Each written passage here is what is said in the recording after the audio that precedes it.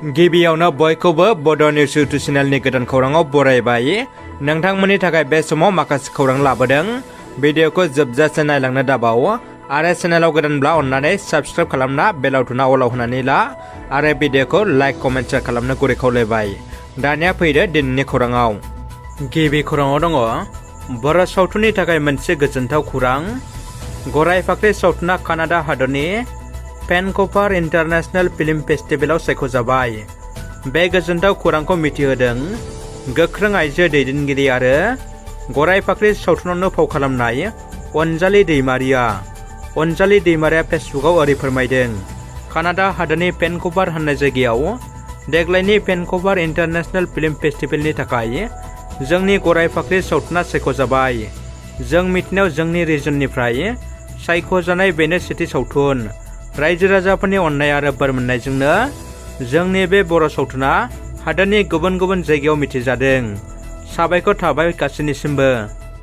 जरहाटआव मा 30निबो बांसिन राय सिलेखा दाउब'फोरखौ थैनाय थासारियाव बोखांनो हादों। मैया फुंबिलि समाव जरहाटनि पकनिया मुंनि गामियाव थानाय मोनसे दैमा सेराव मा 30निबो बांसिन राय सिलेखा दाउब'फोरखौ थैनाय थासारियाव बोखांनो हादों होननानै खौरां मोननाय जादों।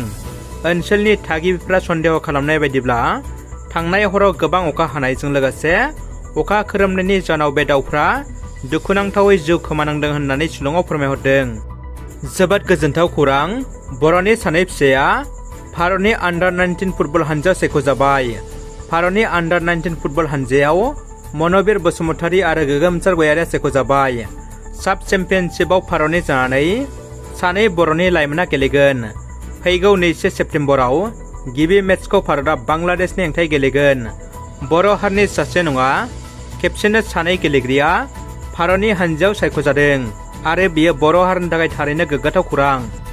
बड'लेण्ड इउनिभार्सिटियाव एबसुनि गोख्रों सोमावसारनायजों भाइस चेन्सेलरखौ सोलायनो बिथोन होबाय। थाखानाय भाइस चेन्सेलर प्रफेसर लाइस्राम लादु सिं बिथांनि हेंथायै गेना खान्थि आरो जाख्ल'नायनि थाखाय अजद सिखारदों। बेनि थाखाय बिथांखौ होखारनो गोख्रों दाबि खालामदोंमोन एबसुआ। बड'लेण्ड मुलुगसोलोंसालिनि भाइस चेन्सेलरनि थाखाय फिन फोसावथाय होबाय। बिजाथिफोरा बड'लेण्ड मुलुगसोलोंसालिनि भाइस चेन्सेलरनि पस्टनि थाखाय एप्लाइ खालामनो हागोन। बिजाथिफोरनाव UGC नर्मनि 10 बोसोरसिम प्रफेसर मावनायनि एक्सपिरियेन्स थानांगोन। बेनि थाखाय आर'जलाइखौ मुलुगसोलोंसालिनि वेबसाइटआवनो मोननो हागोन।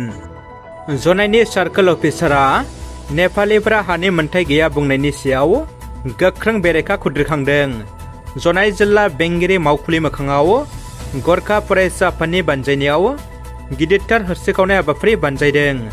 हस्रिखावनाय हाबाफारियाव खमैबो 5,000नि बांसिन नेपालि माहारियारि आफादनि दैदेनगिरि लोगोसे रायजो राजाफ्रा बाहागो लादों।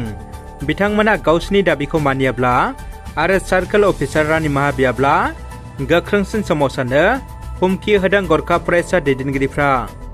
मुम्बाइआव मोनसे गेदेर जाथाय जादों। मुम्बाइआव जन्माष्टमी फालिनायनि समाव गासै सा 195 गबिन्दाफोरा गोब्राब जखम जादों। बृहान मुम्बाइ मिउनिसिपेल कर्परेसन BMCआ फोरमायनाय बायदिब्ला मुम्बाइनि गुबुन गुबुन जायगायाव जन्माष्टमी फालिथायनि समाव दो बुख्रुमनाय फोरबोआव गासै सा 195 गबिन्दाफ्रा गोब्राब जखम जादों आरो सा 195 जखम जानाय गबिन्दाफोरनि गेजेराव गासै सा 18खौ गोब्राब थासारियाव देहा फाहामसालियाव थिसननो गोनां जादों होननानैबो बे समाव खौरां मोननो हादों।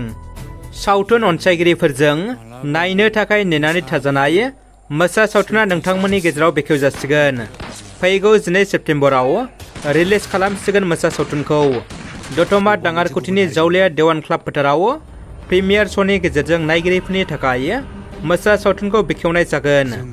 राजा नार्जारिनि बिथोन होनाय आरो फुंखा नार्जारिनि दिहुननाय बे मोसा सावथुनखौ बेखेवनायनि लोब्बायै हारिमु मोनाबिलि दिन्थिफुंनो थांखि लानाय जादों, जेराव सावथुननि गासै फावगिरिफोरजों लोगोसे गोबां मुंदांखा फावगिरि मेथाइ रोजाबगिरिफ्रा बाहागो लानानै नोंथांमोनखौ रंजाखांहोगोन।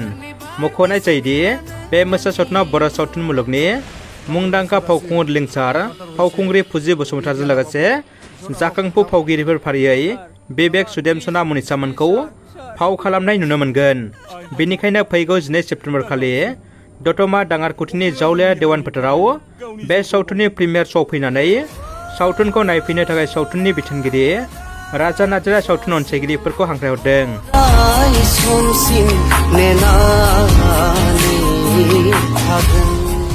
बर' समाजाव सुबुं गोमानाय आरो सुबुं खान्थिया मोनसे गेदेर जेंना जादों। न'खरनि बिसि फिसाय एसे नांलायख्रेबनायाव न'निफ्राय ओंखारलांना न'आव फैफिनाखै निहारिका दैमारिया। थांनाय 3 सेप्तेम्बर बेलासिनिफ्राय 4 रिंगासो समाव उदालगुरि जिल्लानि सिङाव थानाय सस्त्रापारा ओनसोलनि बटाबारि गामिनि रितुल दैमारिनि बिसि निहारिका दैमारि आरो लोगोसे सासे 8 दाननि हौवासा गथ'खौ लानानै ओंखारलाङो। न'खरनि सुबुङा फोरमायनाय बायदिब्ला बिसि फिसायनि गेजेराव एसे नांलायदोंमोन। फिसाय रितुल दैमारि आरो न'खरनि सुबुंफ्रा दुखुजों निमाहा बिनानै फोरमायदि जेरावखि थाया मानो न'सिम फैफिननो थाखाय गुरै खावलायहरदों निहारिकाखौ। बेनिखायनो न'खरनि सुबुंफ्रा दुखुजों फोरमायदों दि सोरबाबो जुदि निहारिका दैमारि आरो बिनि गोरलै खुदियाखौ बबेयावबा नुसनोब्ला एबा सावगारियाव होनाय जानबुं अनजिमायाव खौरां हरनो थाखाय खावलायदों। G20 सामिटआव बाहागो लानो जापाननि गाहाय मन्थ्रि फुमियो किशिदाया भारताव सौफैबाय। दिल्लीयाव खुंफुंजानो गोनां G20 सामिटआव बाहागो लानो थाखाय जापाननि गाहाय मन्थ्रि फुमियो किशिदाया मैया भारताव सौफैबाय। लोगोसे फुमियो किशिदाखौ कन्ज्युमार एफेयार्सनि मन्थ्रि आशिनी कुमार चौबेया बिरखं गाथोनाव बरायदों। दुखुनि खौरां, त्रिपुरा एयारपर्ट थानानि सिङाव थानाय गंसे सरकारि नङै पेपार कम्पानियाव आसामनि सासे लेबारनि गोथै सह बोखांनो हादों। बे लेबार खामानि मावग्रा सुबुंनि न'आ क'क्राझाराव होनना मिथिनो मोन्दों। बे कम्पानियाव खामानि मावनाया 7 बोसोर जाबायमोन होनना मिथिनो मोननाय जादों। रादाब मोननाय समसिम थैनायनि जाहोनखौ मिथिनो मोननाय जायाखै।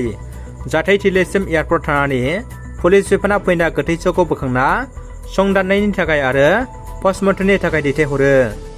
समाज सिबियारि चन्दन बसुमतारी बालिनि बाखनायथाव खामानि। गसाइगावनि पानुवारि गामियाव गासै 4 क्लाबफोरनो जार्सि इचारजों लोगोसे बल राननानै होदों। लाइमोनफोरखौ जोलुर गेलेनाय बिथिङाव जौगाहोनांगौखौ नोजोर लाखिनानै गुबुन गुबुन ओनसोलाव जार्सि इचारजों लोगोसे बल राननानै होनाय बायदिनो दिनैबो गसाइगावनि पानुवारि गामियाव गासै 4 क्लाबफोरनो समाज सिबियारि चन्दन बसुमतारी बिथाङा जार्सि इचारजों लोगोसे बल राननानै होयो। बे बल जार्सि इचार राननाय हाबाफारियाव बाले बसुमतारी बिथांजों लोगोसे मिरु लाइमोन इउपिएल दोलोनि सासे नेहाथारि फ्रान्सिस टप्प, मालागुरि प्राइमारि इउपिएल दोलोनि आफादगिरि नेहाथारि बिथांमोनजों लोगोसे मालागुरि आरो पानुवारि ओनसोलनि गोबां सानसुमै आरो गोबां गेलेगिरि बिथांमोनखौ बाहागो लाफानायखौ नुनो मोननाय जायो। जोबथा खौराङाव दङ सांग्रांथि खौरां। बे समाव नोंथांमोना बयबो सांग्रां जा। बिटिआरजों लोगोसे मैखोम बर' ओनसोलाव गेदेर सिखाव हानजानि राज सोलिगासिनो। साननि समावनो थगाय थसि खालामना लांखारनाय आरो लांखारनो नाजानाय आरो सुबुं गोमानाय जाथायफ्रा बांगासिनो दङ। जाहाथे खैफोदा फैयै बायदि असिना मानसि, असिना गारि आरो थगाय थसि खालामग्राफोरनिफ्राय बयबो सांग्रां जा, नङाब्ला लांखारनो हागौ। बेबायदि जाथाया फ्राय जाफ्लेगासिनो दङ। बेनिखायनो खौरांनि गेजेरजों बर' रायजो राजाफोरखौ सांग्रांथि हरबाय। बर' सावथुन मुलुगनि मुंदांखा फावगिरि फैला जे बरगयारियाबो फोसावदों दि मानसि लांखारनो नाजानाय गिथावना जाथाय आरो बेनि माखासे समनि उनावनो सासे बर' हिन्जावखौ थगायना लांखारनो नाजानाय खौराङा स्राङाव फैदों। रादाबा एसेनोसै लोगोफोर। रादाबखौ जोबजासिम नायनो थाखाय नोंथांमोननिसिम गोजोननाय आरो साबायखर बावबाय। गोजोन्थों।